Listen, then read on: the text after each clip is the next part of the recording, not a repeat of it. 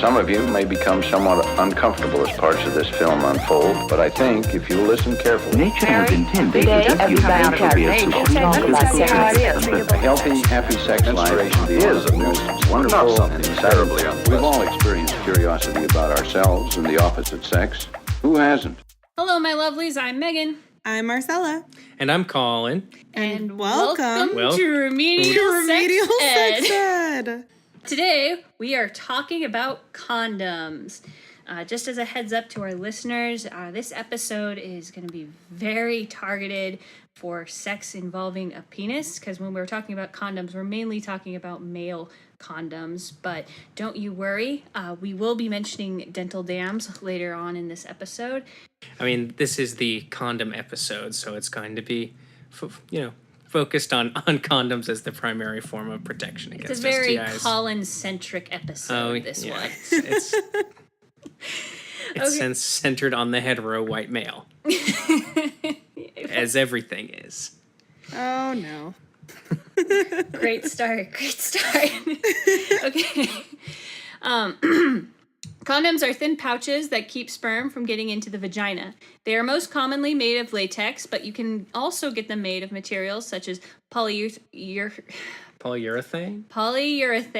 Guys, just as a heads up to the listeners, I'm also really bad at talking, which is a great skill for someone who's on a podcast. But I did do a lot of research, and I do know what I'm talking about. I just am very bad at science speak, which is also bad because I have a master's in science. Like, none of this is great. Well, it makes sense. Murphy's Law. Condoms are mostly made of latex, but you can also get them made of materials such as polyurethane, polyisoprene, or lambskin, which we will get into. In theory, there are male and female condoms. However, in preparation for this episode, Colin and I went around and bought several condoms from drugstores, gas stations, grocery stores, and sex shops, and could not find a female condom to save our life. No, I think they've gone the way of the dinosaur. I have personally never seen one. Marcella, have you ever seen one? I have not, and I also searched. I was really disappointed that my favorite sex shop didn't have a single one. Yeah, I think they might not be very effective. Actually, there isn't.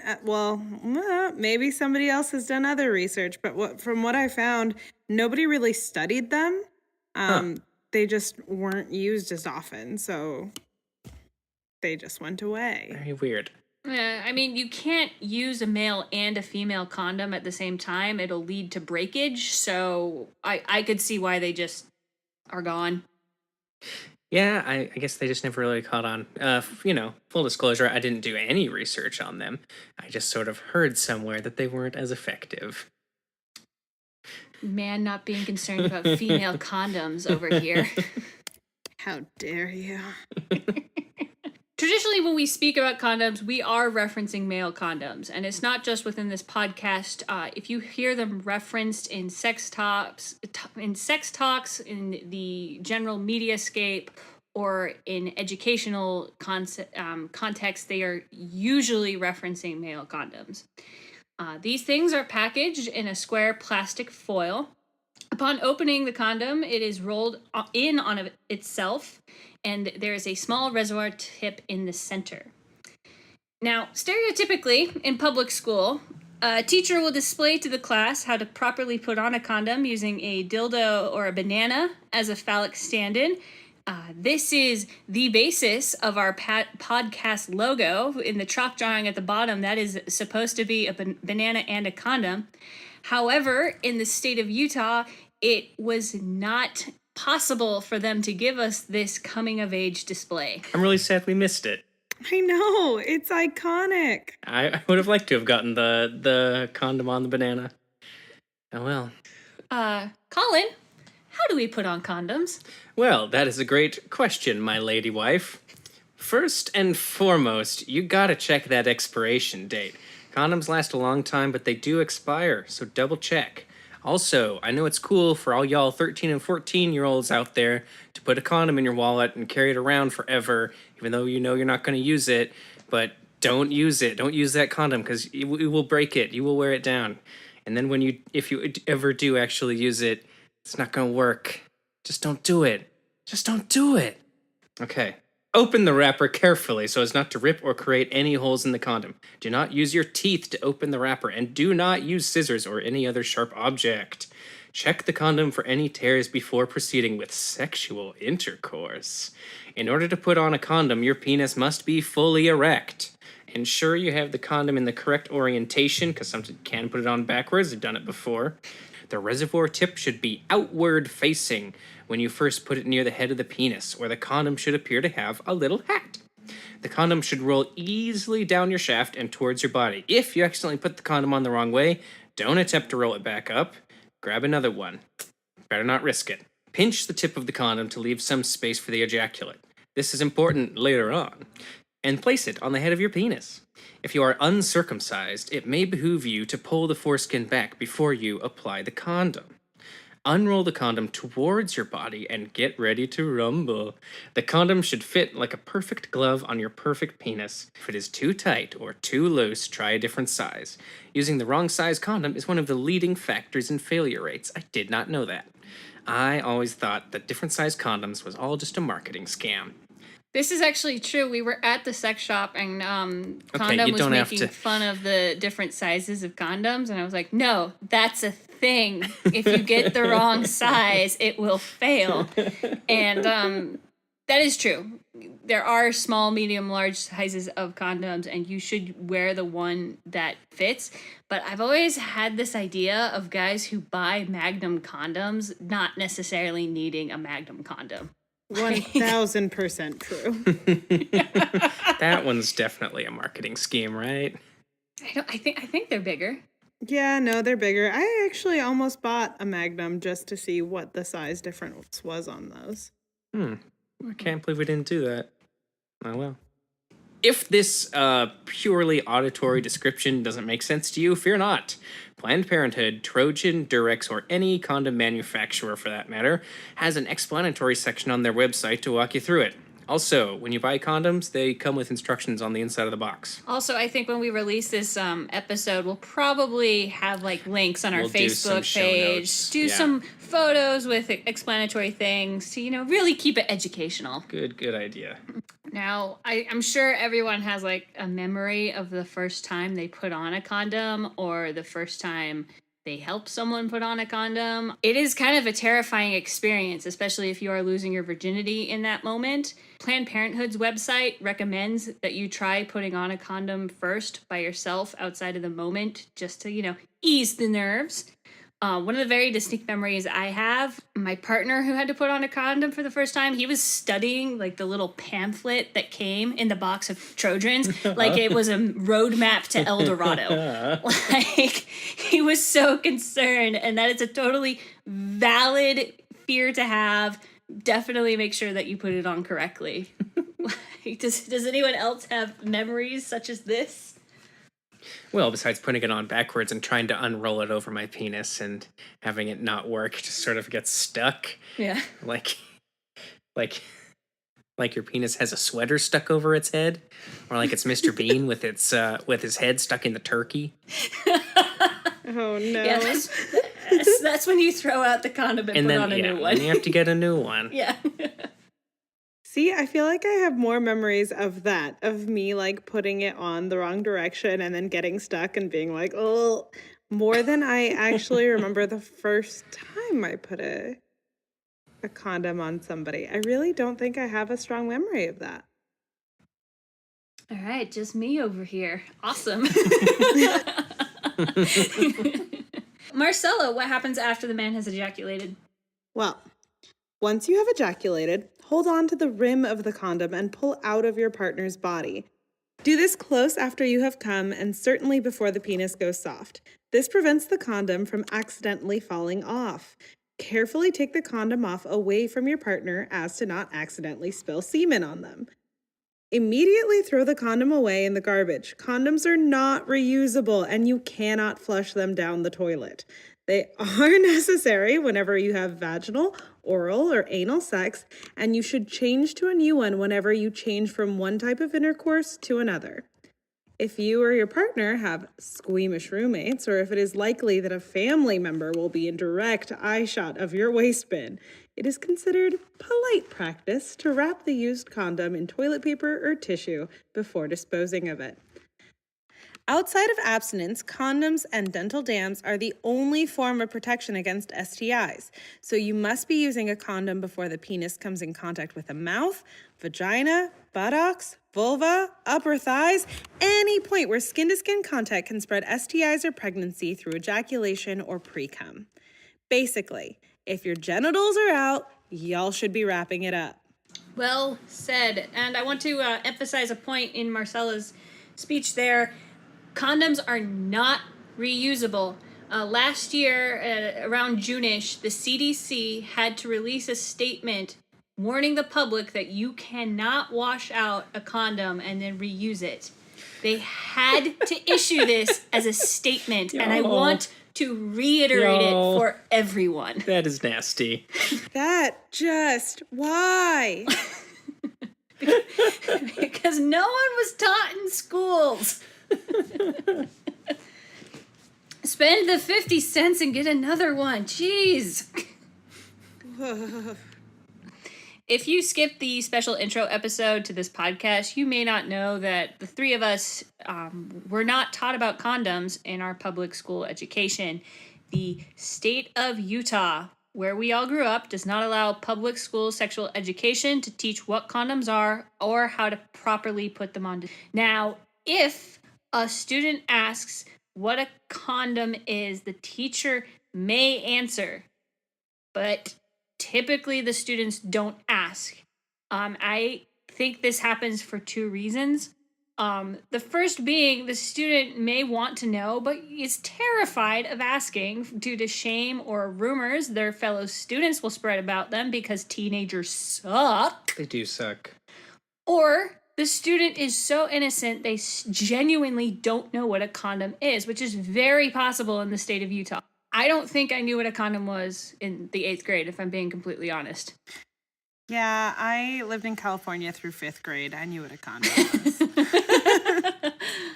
I think I knew what they were, but also middle school is just a big black hole in my memory that I've sort of just forced down, deep down, dear God, away, down, don't remember. So I can't really be sure. That's a valid description of junior high.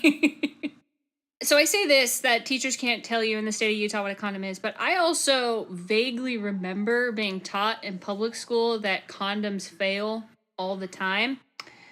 Now, this was the first sex ed myth that I debunked. I learned how hardy condoms are in stage crew. Some of you may already know this, but in public schools, community theaters, and some other theatrical venues where money is tight, the technical stage crew will use non-lubricated condoms to sweat-proof the body mics they will sweat-proof the body packs for microphones using them. For those of you who have never held or seen a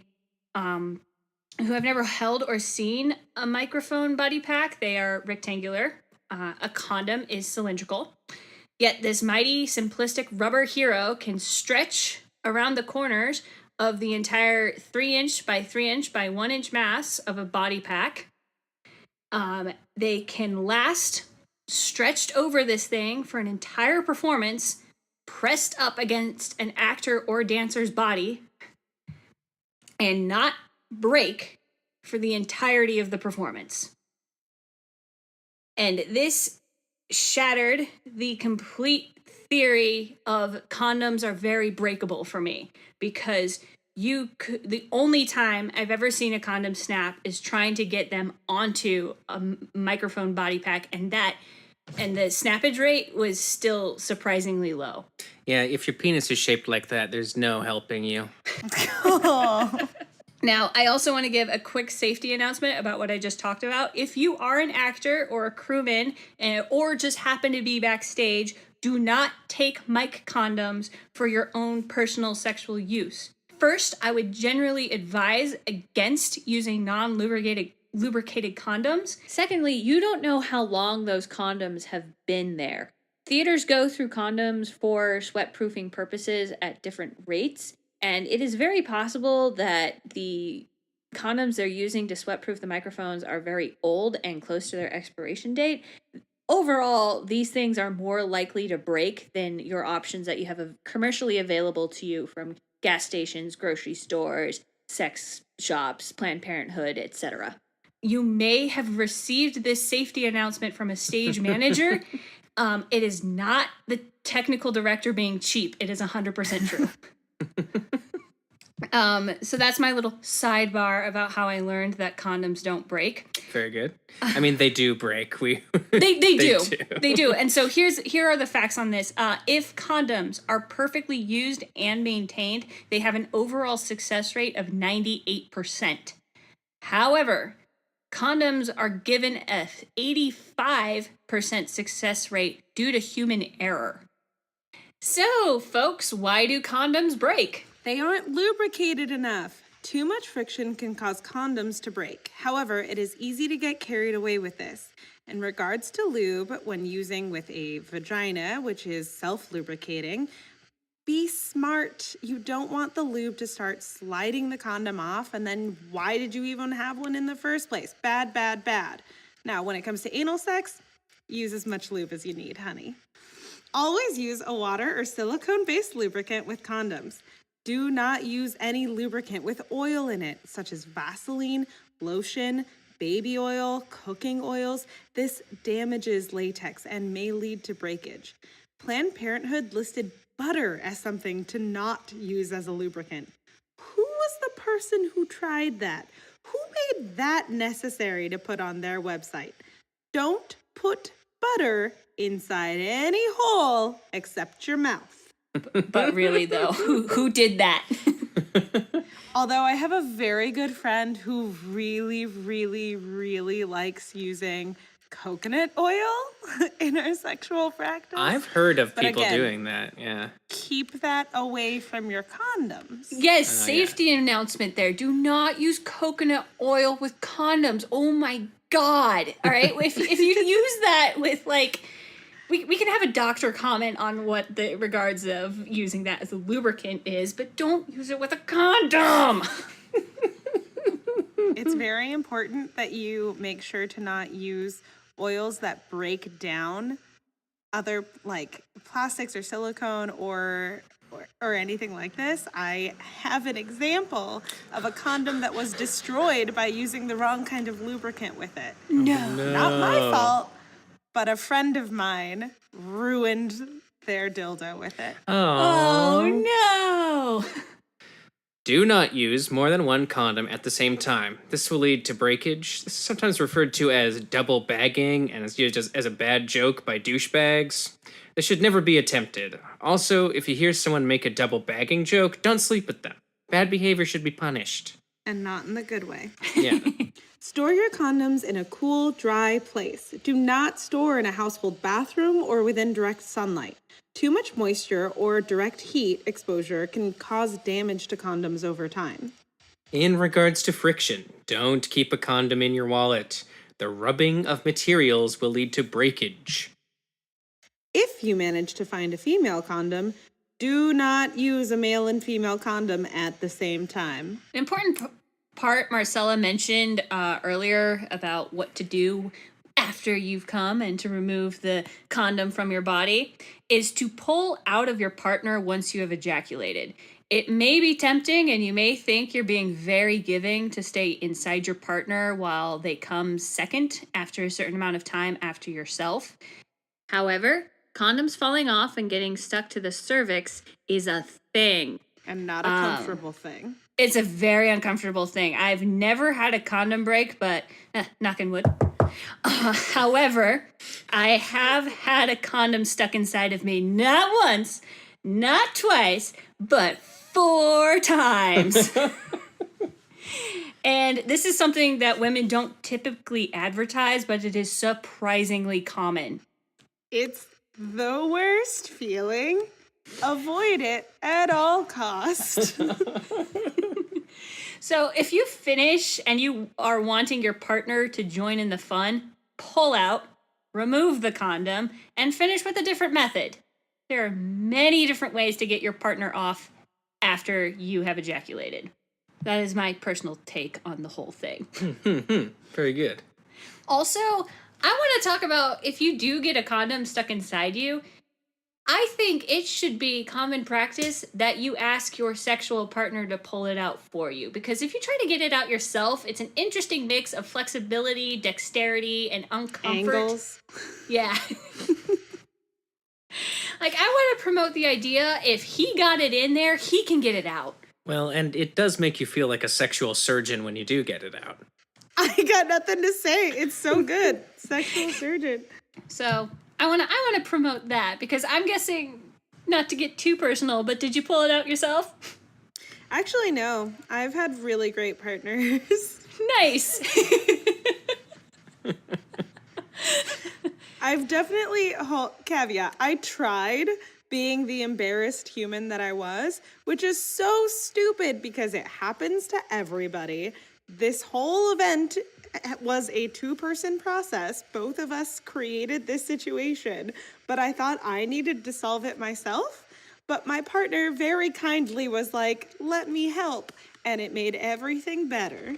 It does. It's so much easier. Like, really try to get your partner to pull it out. Don't do it yourself. The situation is stressful enough. Have no shame. It happens.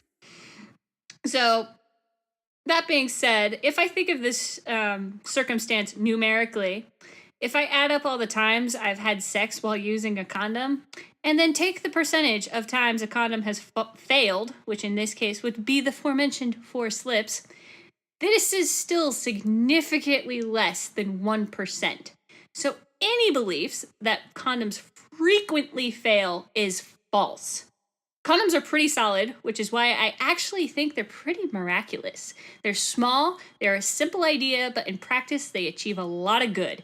From an engineering standpoint, condoms may be one of man's greatest inventions.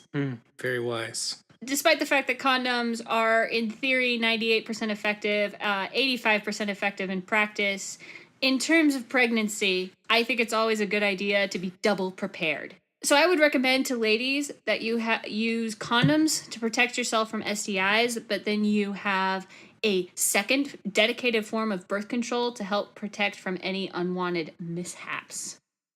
In case of condom failure, you should immediately contact your doctor. First off, you should get tested to ensure you didn't contract an STI. Also, if you're not ready to risk pregnancy, you should get a Plan B pill, also known as the morning after pill. This is a medication that immediately starts your menstruation cycle, preventing pregnancy by detaching the uterine lining. Plan B pill should be treated exactly as it's called, Plan B. You should not be relying on the morning after pill as your primary form of birth control. The morning after pill is entirely safe. It is not a form of abortion. However, it should not be done repeatedly. It is only effective when taken within a 72-hour time frame after a condom failure or after unprotected sex. Consider this a using case of emergency method. Now, we understand that Plan B can be controversial, and maybe that's not something you would be comfortable doing in that circumstance. We're not advocating that you do something against your own morality. We're just saying this is an option available to you in case the situation were to occur. You should always use condoms with partners you don't know. And the only situation where it's really safe not to use a condom is in a monogamous relationship where both partners have been tested so you can verify that there's no risk of either spreading or catching an STI. Would you guys agree? Agreed. I mean, in theory, there are polyamorous relationships with multiple people. Dang it, you are and correct. all of them have also been tested and are aware. No, you're right. Calling us out on our heteronormative bullshit over Yeah, here. it is. Okay. Token queer. Your tokenism is saving us once again. We can just say, so even still, the only time that you get rid of condoms is in a relationship where all partners have been tested. Boom. Yes, because correct me if I'm wrong, Marcella, because you would have more knowledge on this subject than me, but you could go to sex clubs where it is a requirement, where STI testing is a requirement beforehand, correct? True. Okay. Okay. I didn't know that. That's good. That's really smart. It's more normal in Europe than it is in the U.S. Sadly, U.S. sex clubs are a lot divier than European ones. Damn it, America, get on EU's Get it level. Colin, Megan. within a monogamous relationship, Yo. there might still be reasons to use condoms. Yes, I like to use condoms for what we in the biz, we penis havers call a posh wank. A posh way. Yeah, a posh wank. Oh my gosh. I heard a different word. This is better. Cut everything I say out, please. Yeah, when you're feeling fancy and you don't necessarily want to make a mess, you break out a condom and have yourself a nice posh wank. Is any of this usable? Yeah, is that exactly what they talk about in I Love You, Man? Yeah, it totally is. Okay. What else? I would argue that condoms should also it makes cleaning sex toys easier. Mm-hmm. Like vibrators, dildos, strap-ons. I prefer using them with condoms. Like, you should also clean them afterwards. But it just kind of, it feels more sanitary to me. Oh, definitely. Sex toys should not be transferred from one partner to the other, especially if you haven't been protecting them with condoms. If you're swapping between oral, vaginal, and anal sex, you should swap out the condom. So if you are having anal sex, it's just kind of a nice way to keep the two layers separate. Oh, definitely. Yeah. Balloon animals. Best condom commercial of my life. Wait, I've never seen it. There's a one with the balloon animal? I exclusively use Durex condoms because of their balloon animal sex commercial. If you haven't seen it, go see it. It's another one for the show notes. I would also say that condoms are great for camping sex. If you're having sex in a tent and in your sleeping bag, which is kind of difficult to clean, it just keeps the sperm contained in a nice little balloon to throw out afterwards. Yeah, but remember, pack it in, pack it out, people. Yep, applies to all things. Also, if you are in between birth control options, or if you stop using a birth control and you're trying not to conceive a child, you should be using condoms. Also, there's kind of a time frame if you are stopping the pill and you want to start a family. There's kind of a time frame between when you stop using the pill and when you should start trying to conceive. So, anytime you stop one form of birth control or another, always talk to your doctor first and get a clear definition of time frames for either. I don't know what I'm saying here. Always talk to your doctor once you've stopped using birth control. And in between birth control options, always go back to using condoms. What do you think about condoms as a primary form of birth control for people who don't like hormonal birth control? Completely valid. I do think that, double protection is always preferred. But in case, I turn into a terrible hormonal monster when I'm on the pill. And so I eventually got that swapped out to an IUD just due to my personal preference. But I think if the form of birth control isn't jiving with your system, which is very sympathetic from a woman's point of view, condoms are still a very valid form of birth control. Marcella? Yeah, I'm with Megan on this one. I personally prefer to have a secondary form of birth control to make sure that I don't have any unwanted pregnancies. But I know plenty of women who definitely choose condoms because they don't want any hormonal changes. And I also want to give a quick little safety heads up. After you have given birth, double check with your doctor when you can have sex with an effective form of birth control.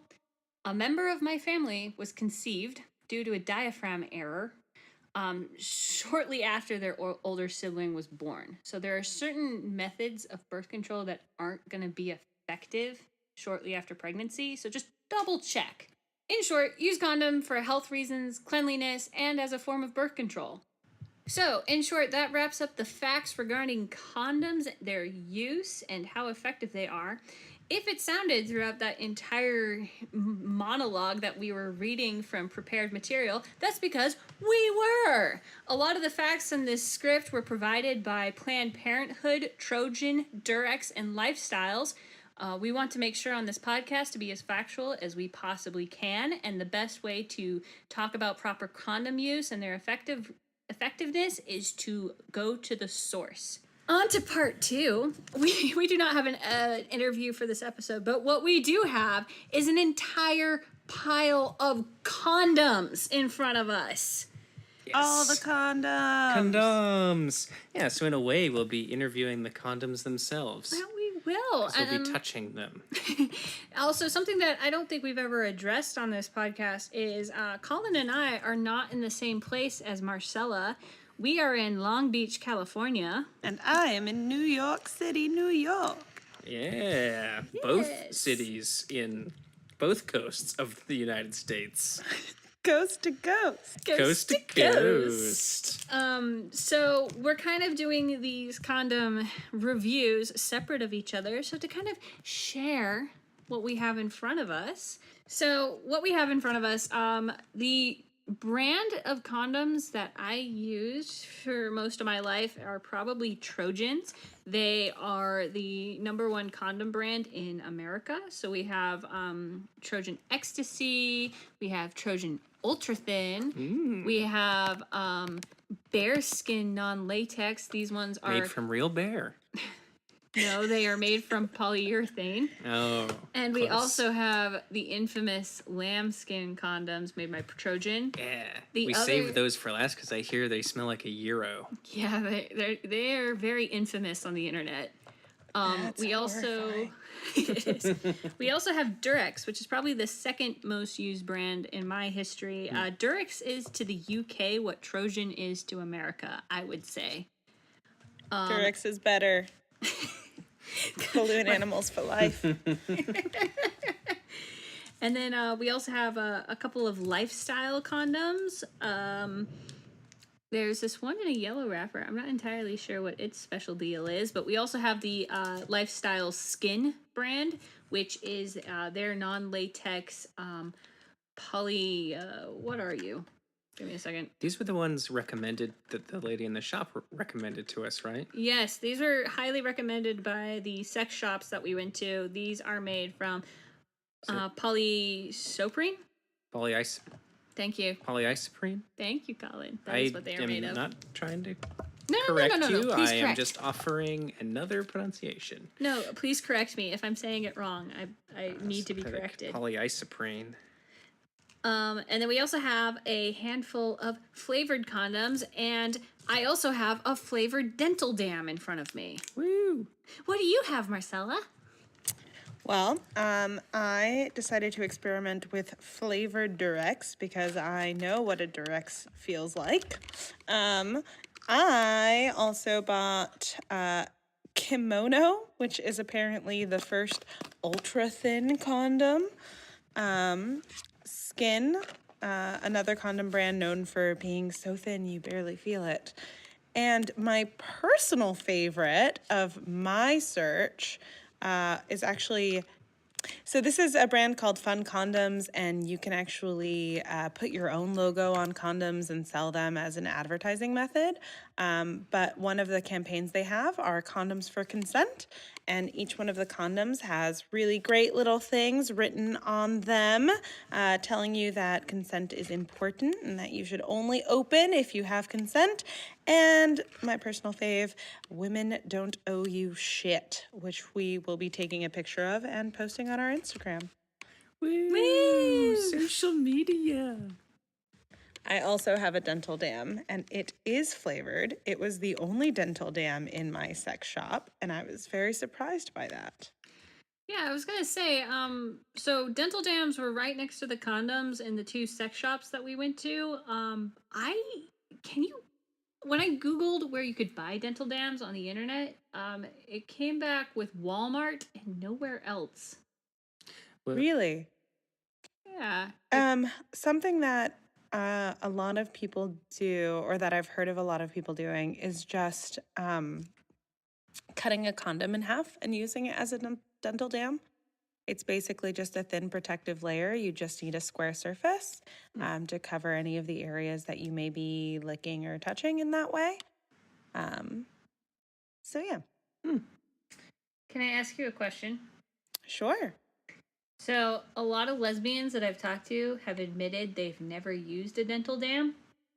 Have you? I have used a dental dam, although I will say that I probably need to use them more often. And I think it is very common that lesbians don't use protective sex as much as we should. So, since we just did that spiel, well, first off, do you have any other materials that you'd like to share? I kind of caught you off at dental dam. No, I mean, I guess we should highlight again that it was impossible trying to find a female condom, either on the West Coast or the East Coast. I was not able to find one. they're all in Ohio. Right. Should we explain the difference between a male condom and a female condom? Yeah, maybe we should. Do you want to go ahead and explain the difference between the two? Because I don't know if I fully. The basic theory between the difference between a male condom and a female condom is the male condom goes on a penis and is kind of shaped to take that on. A female condom is kind of inserted inside the vagina and kind of wraps outside of the It's got two springy rings at each end, or one springy ring at each end. Yeah, one to keep it in and one to keep it like surrounding the area that needs to be protected. Correct? Yeah, basically, the difference is the female condom has more of a structure. You have a base at the bottom, keeping the condom open inside of the vagina, and then you also have another circle at the opening in order to keep the female condom from entering, if that makes sense. That does make sense. So we have dental dams, we have female condoms. How else do people who don't have penises practice safe sex? I think that's it. I think that covers it. I mean, you can always put a condom over your fingers if you're engaging in play with Colin called us out. There it is. Yeah. with any either a skin to vagina skin. or an anus, but yeah, or Actually, that's true. And the first time I ever saw that as a thing was actually during the television show Diary of a London Call Girl. It is a thing during sex to stick your finger up someone else's ass. It is surprisingly pleasurable. If you're doing that, to do it safely, you need to stick a condom over your finger, which is something we definitely weren't taught in school because there's just a whole bunch of conservative no-nos in that statement. But that is true. If you anytime to safely place your hands on another person's genitals is to wrap it before you finger it, I guess. right. Especially if you're going from playing with a butt to playing with someone's genitals. Yeah. Colin, are there any other ways for us to be safe? I'm just trying to remember because like what I learned safe sex from the oh shoot, what was that sex advice show that would come on Oxygen really late at night at like 11 with the old lady? I think her name was like Sue Johansson or something. I don't know what you're talking about. Oh, anyway, but she was really good. She taught me all sorts of things, and she always said to put a condom over your toys and to put a condom over your fingers if you're going to be engaging in anal play or even vaginal. I don't know. I keep saying play. I can't get off that word. I mean, it is playing. That's It is play. Yeah, no, that's... Okay, So where do we want to start with this plethora of stoof in front of us? Do we want to start with the dental dam? Do we want to start with the flavors? What's our preference, guys? Well, let me take my pants off real quick. Oh yes, first off, to clarify for our listeners, to clarify the design intent of this experiment we're about to engage in. As we mentioned earlier, it is kind of this image that when teachers display how to safely use condoms, they get themselves a banana and roll the condom on top of it. We have too many condoms to really, I think, do the that. banana would get yucky pretty fast. It would get pretty gross. So what we have, Colin and I both have 2 dildos in front of us Bloop, bloop, bloop. that we're gonna be experimenting with the condoms on. You can probably hear we've been playing with them the whole Yeah, time. we have.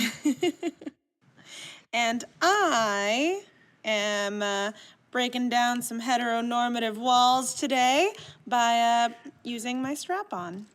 Woo! Woo! So yeah, we're gonna do a couple quick condom reviews for you. So I'm a little curious by this dental dam because I've never used one. I don't know what one looks like. Open it up. Let's pull it out. Let's have a look. I've had one used on me at the dentist in a non-sexual scenario. My dentist, sorry to spoil it. I didn't get rimmed by the dentist, but they were using it to drill my teeth. All right. Colin, since you are more familiar with cunnilingus than I am, want to go ahead and Ooh. get some literal mouthfeel on that thing? Oh, it has great hand feel. It feels like a really thin rubber glove. Okay, so I'm putting it. It smells good. It's flavored. It's supposed to be vanilla flavored. It's got kind of a nice vanilla scent. So let's go ahead and test. You know what? It's not what I thought it would look like. It's literally just a large plastic It's just a little sheet of plastic Okay. or latex. This is why a lot of people just cut condoms in half. Okay, so I'm moving it over my mouth now.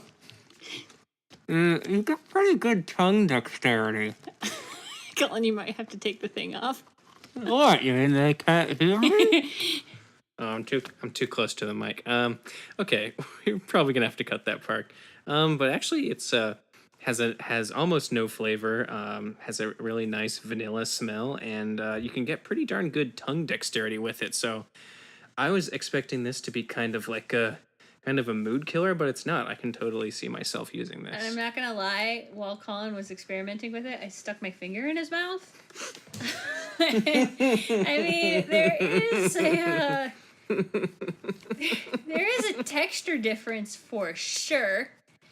But I think it's still enjoyable. Like, I would still very much enjoy it if someone went down on me with that thing. In the sake of safety, I promote it and its use. Dental. Marcella, what are your thoughts? What's going on over there? So mine is supposedly grape flavor. I will tell you right now, does not taste like grape. Does not taste like much of anything, but definitely not grape. But yeah, no, I really like the feel of it. It does feel like the micro thin condoms more than it feels like a regular condom. And yeah, no, I think you've got great dexterity. It doesn't keep you from doing any of the things that you want to do, and it keeps you safe. So plus. Yeah, dental dams get an A+. Go dental dams. People should use them. All right. Where do we want to go with this? Well, y'all know I'm excited to try the lambskin condoms. All right, go ahead for it, Colin. Let's All right, open them up. I'm gonna open up these while bad he's boys. getting those condoms ready, I'm going to share a couple facts with y'all. The majority of condoms are made from latex. However, according to the CDC, 6% of the population are allergic to latex. So for them, they must find a non-latex alternative when it comes to condoms in order to have safe sex. One of the options available to people is what's known as a lambskin condom. These are made from the intestines of a sheep. which is where they get their name. Yep. And a very big safety announcement for the public. Lambskin condoms do not protect against STIs. They will protect from unwanted pregnancy. And in next week's episode, we actually interview a med student who is trained to teach sex ed, and she will go into further detail about why lambskin condoms do not protect against all STIs. So, how we doing over there, Colin? I am, let's see, so we are looking at the Trojan Natural Lamb Luxury Condoms. They have a nice little crown on the label. So good packaging. But you open it up, it definitely has a weird smell. Ooh, it's not rolled up right. No, it doesn't look like it's rolled up right. Let's try and put it on the dildo. Can I have one? Yes, you may. Well, no, I think that's just how they look. They look, listeners, these things do not look like... These things do not look like latex condoms. They have kind of a loose, baggy look. The band at the bottom is also interesting because, again, they're latex free, so usually that elastic band would be rubber latex. This is, I believe, string. So this is this is the weirdest condom I've ever seen. It rolled on easily, though. I don't know. I struggled because I just pulled one out, and I struggled to get it on more so than with normal condoms. And I also put it on wrong. I didn't pinch the tip. And you're right. There is a nice little... There is a drawstring. Wait, is it I think it's just a string Or is it coming just out a of string? it. I don't think it's a drawstring. Okay, because that would be buck wild if you had to tighten it manually. But it's definitely much looser than most condoms that I've come across. Yeah, Megan is using a slightly larger dildo, and I'm using a 6-inch dildo, which I think is the average for a male penis. For a penis. And it's real baggy. It is... Yeah, that's kind of concerning. Okay, I'm gonna test the durability of this thing by... You know what? Okay. It'll stay on. This sound effect is great. Yeah. Guys, it's really weird to jack off a dildo. I'm not gonna lie. Yeah, it is. I'm doing it, and it's, well, I mean, I'm pretty familiar with the whole concept, you know, from since I was about 12. The lubrication that comes on this condom is actually kind of nice. Like, it's not too much. Well, hold on. Okay, so again, I'm using the skinnier dildo, and this condom is coming right off. Ugh, that's concerning. Yeah, it just slipped off in my hand. So, if you're allergic to latex, I don't know. There are other options which we can get into. Yeah, there are other options that we're gonna try. So I don't know about these guys. You know, most people. So if you smell. Google lambskin condoms, the biggest complaint that you get with them is smell.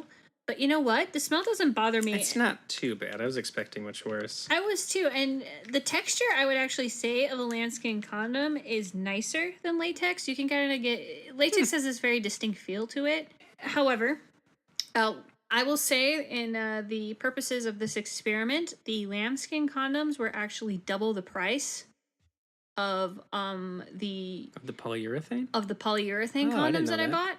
Mm-hmm. So that combined with the fact that they don't protect against all STIs, I would advise if you do have a latex sensitivity that you go for one of the other non-latex alternatives, such as Colin, will you say the 2 words for me because I can't? They're polyurethane and polyisoprene are the materials that make up the non-latex condoms. However, I also want to give a big heads up.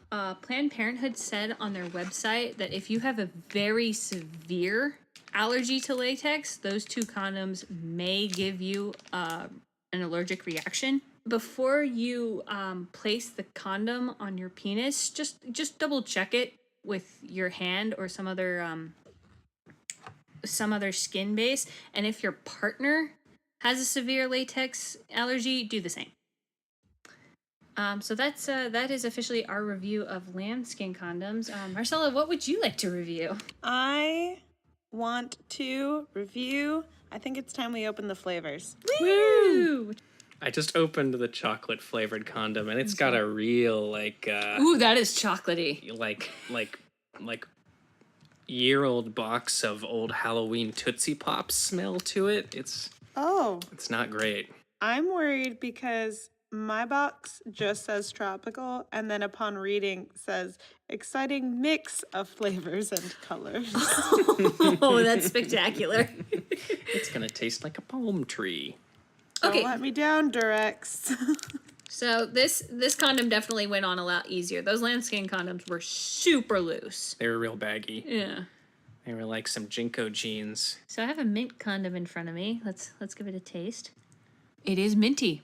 I have the chocolate condom. No. It tastes better than it smells. Yeah.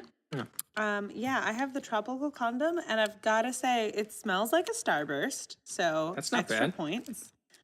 And yeah, it tastes good. Yeah. Yeah, the chocolate one is surprisingly good. The chocolate and the mint both taste surprisingly good. The mint, I don't think has a smell to it. It just smells like latex.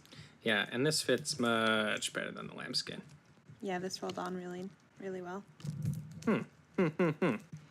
So I think the whole point of flavored condoms is to make oral sex with a condom a little bit more enjoyable, which I would say you still get a weird latexy smell, which I know can bug a couple people when you get up close and personal to it, but as far as taste goes, it definitely helps. Yeah, definitely not getting a latex flavor. Yeah, I'm not getting the latex smell. And I guess that's what Durex you're going wins. for in a flavored I'm condom. Team Durex. The brand of condom we are trying out right now is called Trustex, and they were from like a college style grab bowl at the sex shop. So just from that context, I'm not sure if these are going to be as reliable as your name brands like Trojan, Durex. Well, these do have a CE rating on them, which means that they've been tested to a state of acceptability. And that is actually something I'm going to talk about later. When it comes to your condoms, always look for approved ratings on them. And that does include a CE rating. Is that the FDA who does that? I know it's specifically CE. They're their own thing. Who are they? I forget the acronym, but they CE approves everything. So they approve your condoms, they approve your electrical devices, they approve everything. I actually have to deal with them a lot as a lighting designer. I have to review lighting fixtures that are approved from them on an electrical standpoint. Do you think they do it all at the same place? They've got like the condoms right next to the light fixtures. I hope so. Right next to the airbags. I hope not. Direct heat can affect condoms. Oh, no! Well, I decided that I wanted to try one of these ultra thin condoms and see how much it really feels compared to the flavored one that I just tried. So while Marcel is getting that ready, Colin and I are actually so Colin and I have two different favorite brands of condoms. Colin's favorite is the Trojan Ultra Thin. Ultra thin. Well, my favorite is the Trojan Ultra Ribbed Ecstasy. Ecstasy. So we're gonna put them on our two different dildos and see if there is a major difference from the outside. Let's find out. Oh, I almost got it backwards. Did it again. See, you can do that Gotta pinch the tip regardless of the amount of experience you've had in your life. to leave a little room. And then you roll it down. Oh no, where's the little hat? He does have a little hat. This one doesn't have a reservoir tip. Oh. As I play with the ultra thin, I don't know that I really notice a difference. So I think this might be a thing that people with penises might notice more.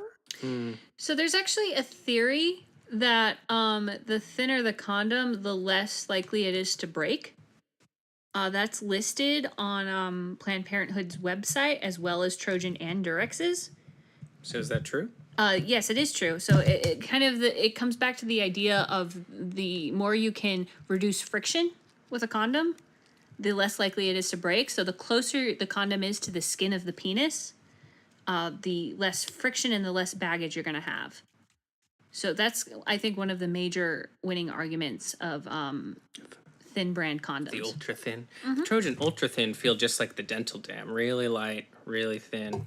You're right. So testing out the difference between the Trojan ultra thin versus the Trojan ecstasy, you can see why Colin and I have favorites of these for different reasons, because you're right. The ultra thin is a really nice, really thin texture on it, whereas the Trojan ecstasy has extra ribbage on it and has a little bit more lubrication to it.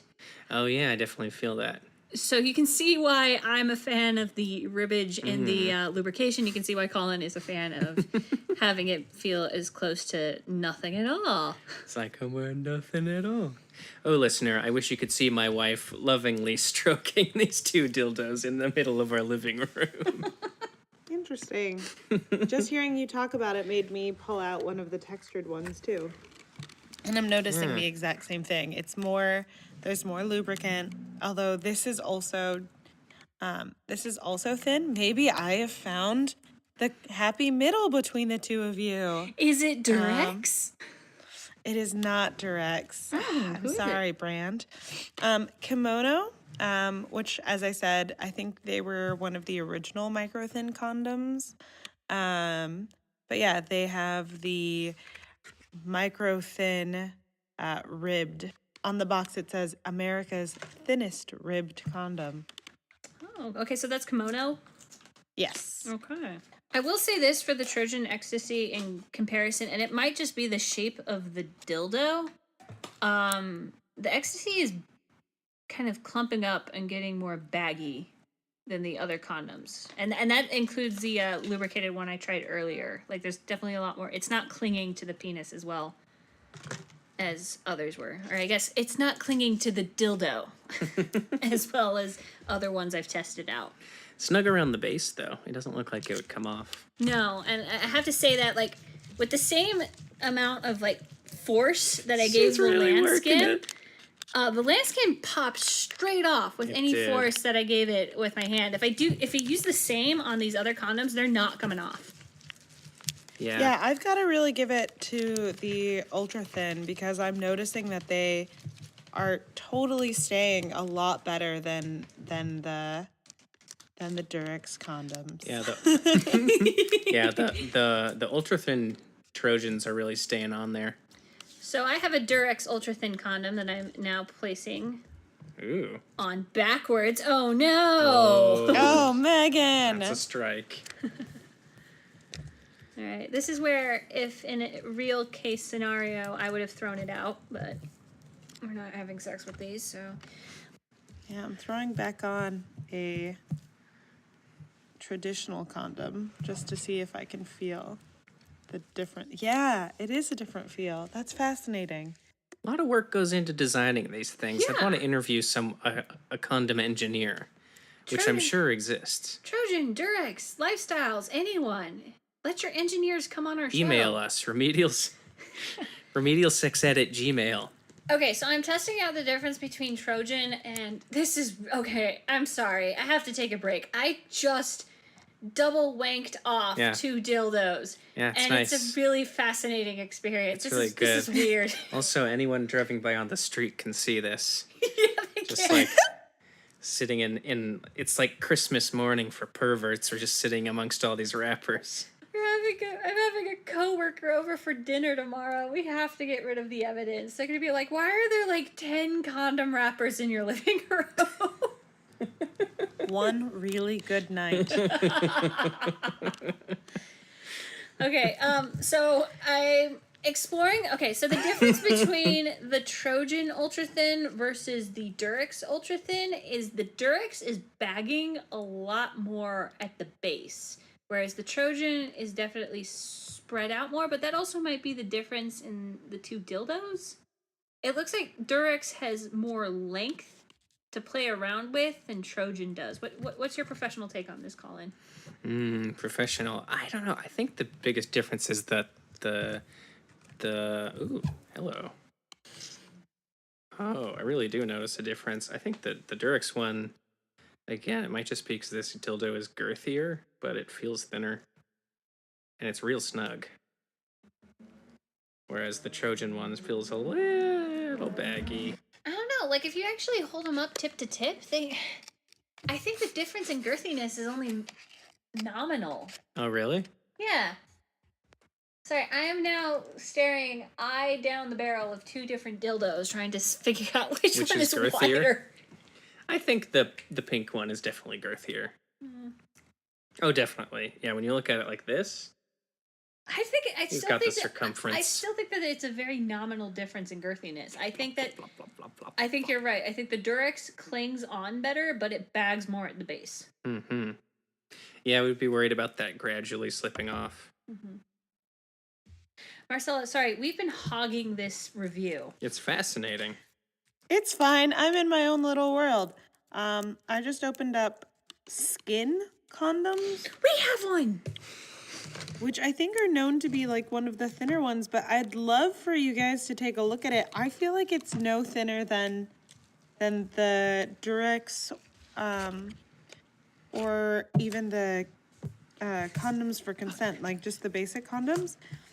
The one that I just opened for skin it feels like the same thickness as a traditional condom, whereas I definitely noticed a difference when I was opening the kimono condoms.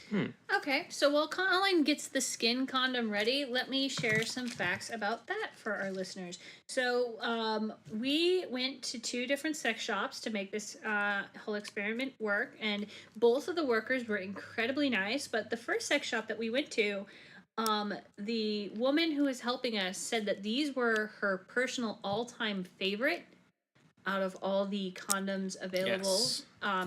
They are not latex based. They are, I'm going to do my best here. I'm not good with words, but they are polyisoprene based. And some facts on that. So if you do have a latex allergy, you can use these condoms.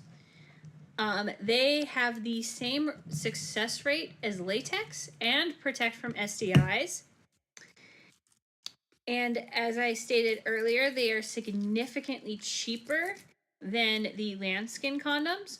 I would also like to point out, so the difference between polyisoprene and polyurethane condoms is that polyisoprene has the same success rate as latex-based condoms, whereas polyurethane are very, very marginally more prone to breakage than latex. However, as I said, it is a very minimal difference.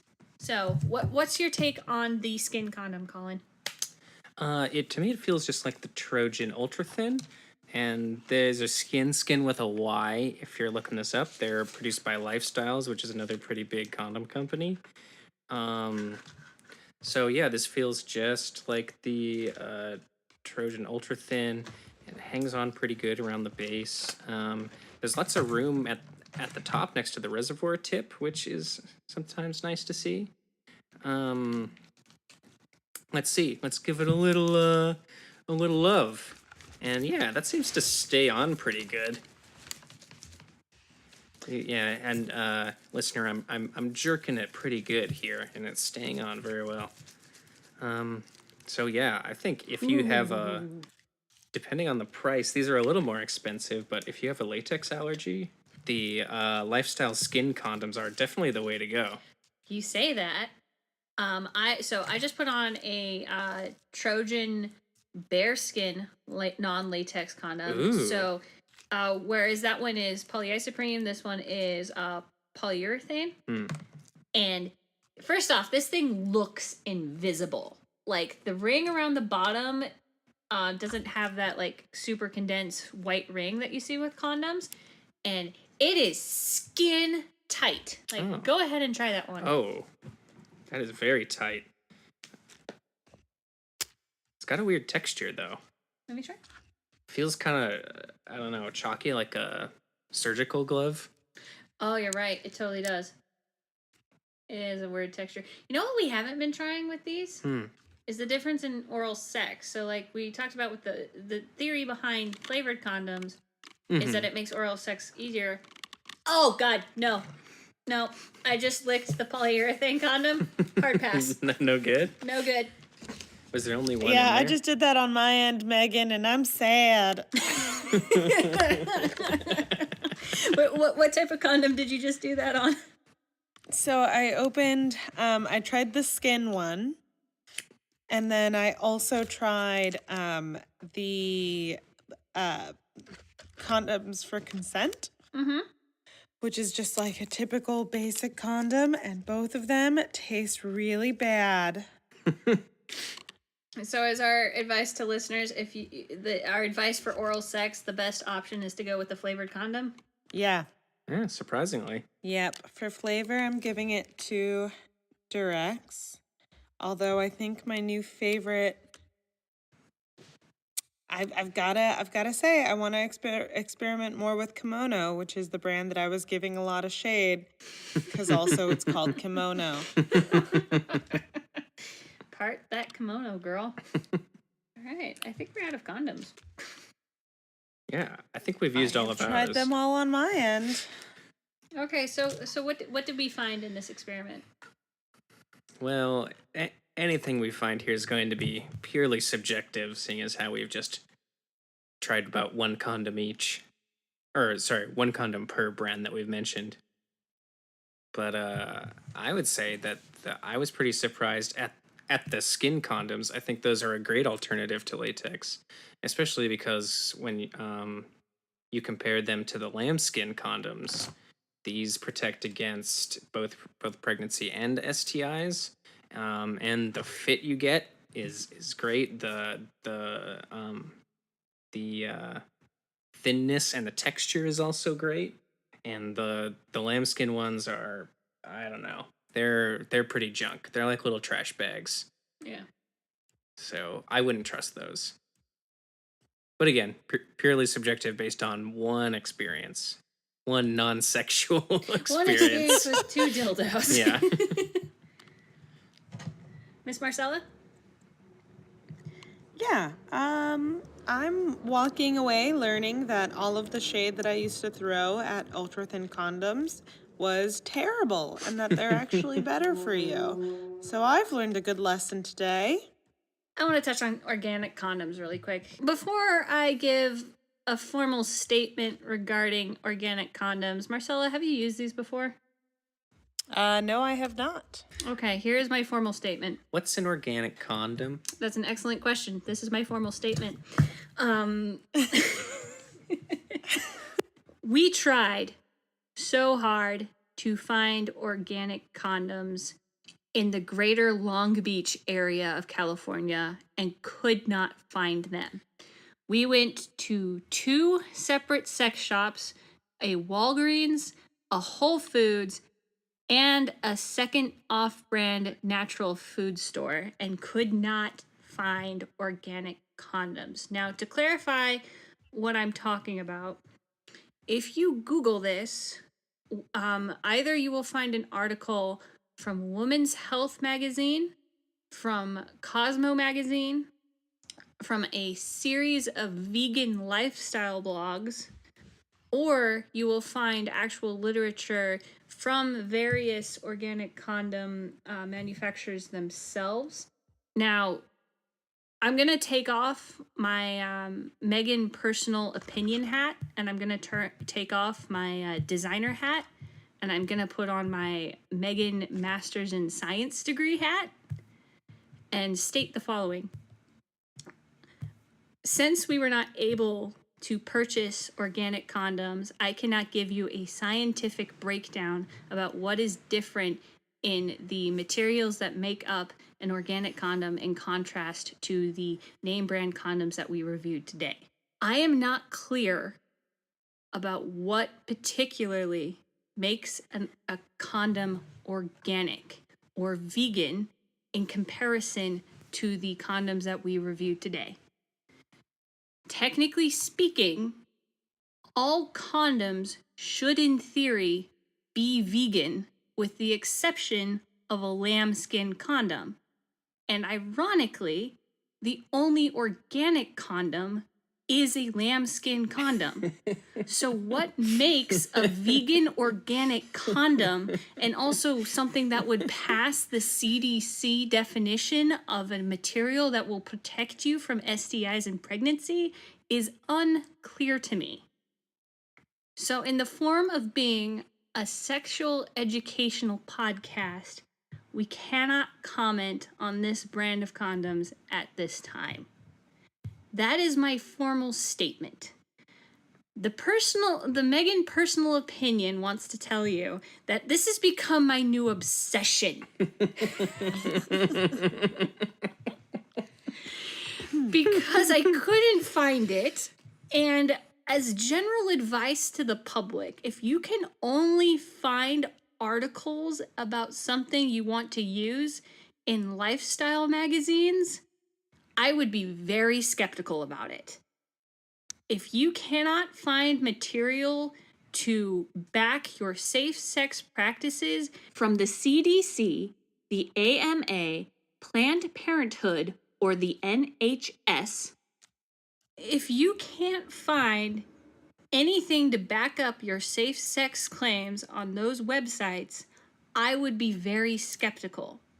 Now, an organic condom manufacturer could come back and say that we are approved by those organizations, or we have a CE brand proving, or they could prove me wrong on any of those things. And that brings me back to my original question. What is different about an organic condom than anything that is in front of us today? So we cannot comment on it at this time. And I apologize to anyone who is trying to promote organic condoms or live a vegan lifestyle or live a sustainable lifestyle, because there is a legitimate question out there in regards to condom use of sustainability. Because latex is biodegradable, but a lot of the lubricants and treatments that are given to condoms kind of bring into question how biodegradable condoms actually are. There's a lot of misinformation out there in regards to polyurethane and polyisoprene. Since they are synthetic materials, I can't comment on how biodegradable they are, because in theory it should be actually very complicated. They should be less biodegradable than latex. And I think that's my statement. That is my obsession in summary. The obsession with organic condoms. My obsession with organic condoms. I promise you, listener, if I can get my hands on one, I will give a very thorough, honest review and how they stack up against a Trojan or a Durex or a Lifestyle or a Kimono or any condom that I have in front of me. But until I can get my hands on them, I can't provide that review. Yeah. Well said. In my totally biased and subjective opinion, I think it's all just white nonsense, you know? Organic condoms. It's just another marketing scheme. Yeah, I again, my unresearched opinion automatically assumes that it's a bunch of BS. I mean, we had a long conversation with the nice gentleman at the Conrev down in Belmont Shore, and he had heard of them, but he had a hard time finding them, and the impression we got from him was that it was just it's bunk. So the first sex shop that we actually went to said that they used to carry them, and then they stopped, A, because they couldn't sell them, and B, the owner of the sex shop asked the condom manufacturer to explain to him what exactly was different about these condoms. And in the explanation and the list of materials that they gave him, he said same thing, complete bunk, especially in comparison to some of the other condom brands out there. So Colin is correct. But again, the scientific portion of my brain wants to clarify that since we don't have any organic condoms in front of us, we can't give a factual breakdown. Yeah. And as Marcella and Colin will tell you, it is really hard for me personally not to just come out screaming about what my personal opinion is. She's working real hard for you, listener. She is. She's doing the work. So those were condoms. We had a lot of experimental fun. We got some facts out there. We learned how to put them on. We learned how to take them off. And I think we all came away from that with some new preferences. Yeah, I was surprised by what we found. Same. I came in with a lot of shade, and now I've learned my lesson. I think we've all learned some lessons. I would like to make a clarification announcement to our listeners. At this time, there was a little bit of an internal debate about whether we would do STIs or birth control as our next topic. We have both interviews lined up to have them ready, set, go for episode 3. It really came down to what made more sense to come after condoms. There is a valid argument for both. Since condoms protect you from STIs, it would make sense to talk about them next. Since condoms are a form of birth control, but there are other birth control options available on the market, that also made sense to come next. So I think the final decision on what episode 3 is going to be is... It's gonna be a surprise! Yay! It's gonna be great. It'll either be STIs or birth control. It'll be, Ben, you will get both, so don't worry, Yeah. dear beautiful listener. Don't worry. You will get our words straight to your ears, but it won't be us talking. We won't be in the room with you whispering in your ears. It'll be mediated through a digital format called an MP3 file. Now, He's lying. I'm actually right next to you whispering. Can't you see me? We'll figure out what episode 3 is. yeah, it'll be fine. You'll like it. Consider Don't this a worry. Don't worry cliffhanger. about it. Come back for more. I'm Megan, I'm Marcella. And I'm Colin. and thank you for joining us. You will agree that the concepts will contribute to the rearing of a mature person. An absence of Oh, yeah, you don't have to be thinking about sex. that it continues into pregnancy.